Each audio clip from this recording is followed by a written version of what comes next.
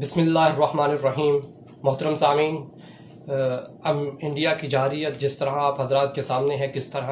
India نے ہمارے line of control کی خلاف ورزی کی، ہمارے معصوم لوگوں پہ کافی اٹیکس کرنے کی کوشش کی، جسے بے شک ہماری پاک فوج نے بڑی ہمت اور دلیرانہ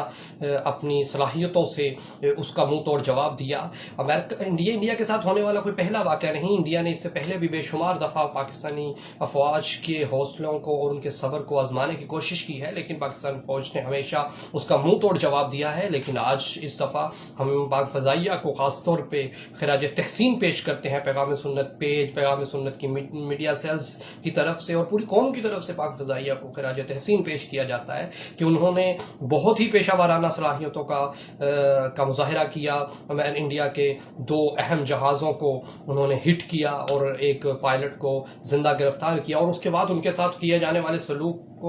کو بھی ہم خراج تحسین پیش کر سکتے ہیں کہ ایک تاریخ میں اتنا اچھا رویہ ایک جنگی قیدی کے ساتھ ہمیں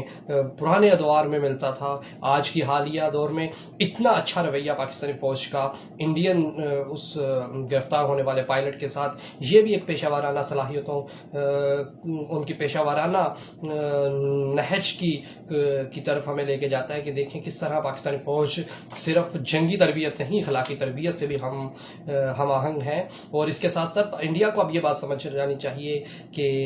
آپ کے 2 جہاز ہمارے مذاق میں گر گئے، اور سوچئے اگر ہم اور ہماری فوج اور ہماری قوم نے مل کے آپ کے ساتھ جنگ کا فیصلہ کیا تو کتنا بڑا نقصان ہوگا۔ لیکن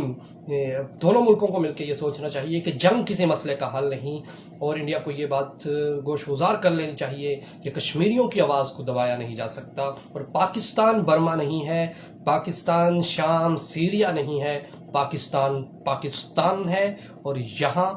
اپنے حقوق کی جنگ لڑنے والے مجاہد موجود ہیں۔ آپ کو ہر میدان میں کھڑے ہوئے